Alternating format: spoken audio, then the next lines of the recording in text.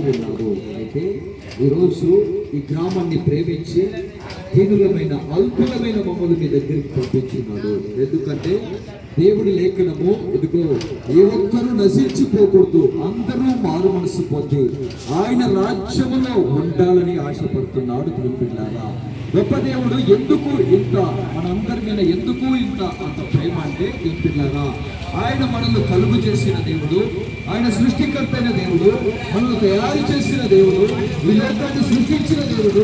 ఈ లోకంలో మన కోసం ఎవరు ప్రాణం పెట్టలేదు, మన పాపాలు ఎవరు క్షమించలేదు. దేవుని బిడ్డారా, యేసుక్రీస్తు ప్రభువారు మనందరి పాపముల కోసము దేవుని బిడ్డారా పరలోకమందు సింహాసనం మీద కోట్లాది కోట్ల దేవదూతులు ఆ గొప్ప దేవుడు దేవుడున్నారా ఇదిగో మనందరి నిమిత్తమై ఆ పరలోకాన్ని వదిలి ఈ భూమి మీదకి వచ్చి ఈ భూమి మీద 33.5 సంవత్సరము జీవించి ఏం పిల్లారా మనందరి నిమిత్తమై శిలోమ్రాను మోస్తూ శిలోమ్రాను పైన తన ఆఖరి రక్త పట్టు వరకు చిందించి 39 కొరడా దెబ్బలు తిని మనందరి నిమిత్తమై తనలో ముళ్ళ కిరీటం పెడించుకొని దేవుని పిల్లారా మనందరి నిమిత్తం ప్రాణం పెట్టిన దేవుడు అయినా ఇదిగో మన పైన పడాల్సిన భారము మనకు పడాల్సిన ఆ శిక్ష ఆయన మీద వేసుకొని ఇదిగో నా బిడ్డలు భరించలేరు, ఈ భారమైన శిక్ష భరించలేరు, దీని నిమిత్తము నేను భరిస్తాను అని మన కోసము ప్రాణం పెట్టిన దేవుడు. దేవుడు బిడ్డారా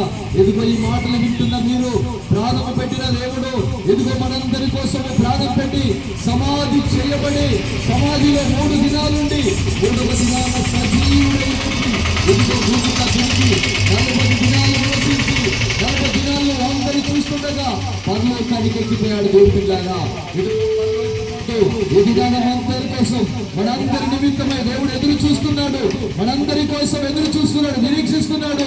ఇంకా అందరూ మారాలి, అందరూ మారు మనసు పొందుకోవాలి, అందరూ నా రాజ్యంలో ఉండాలని ఎదురు చూస్తున్నాడు. దేవుని బిడ్డారా ఇదిగో ఈ మాటలు విన్న మీరు ధన్యులు దేవుని బిడ్డారా.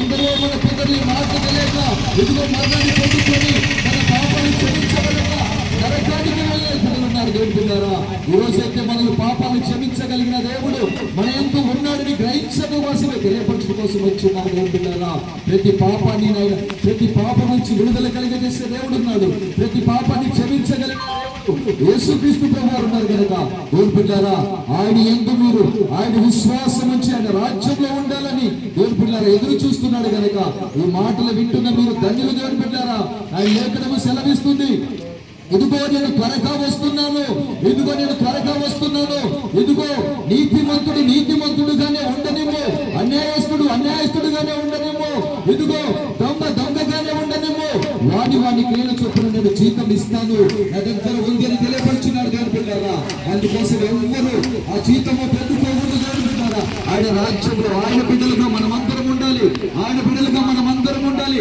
నిత్య రాజ్యంలో మరణం లేని రాజ్యము. దేవుని బిడ్డారా పాపం వల్ల వచ్చు జీతం మరణము కనుక ఆ మరణము నిత్యాగ్నిలో కాలిపోయేది. దేవుని బిడ్డారా అగ్నిగుండము అగ్ని ఆరదు, అక్కడ పురుగు చావదు. దేవుని బిడ్డారా అక్కడ భరించలేము, ఈ ఎండకి నడుమలేకపోతున్నామే, ఈ అగ్ని దగ్గర నిలిచలేకపోతున్నామే. అయితే అక్కడ నిత్యము కావచ్చు ఉండాలి, ఆ అగ్నిగుండాలి తప్పించుకోవాలంటే మన పాపాలు యేసుక్రీస్తు ప్రభువు దగ్గర ఒప్పుకోవాలి.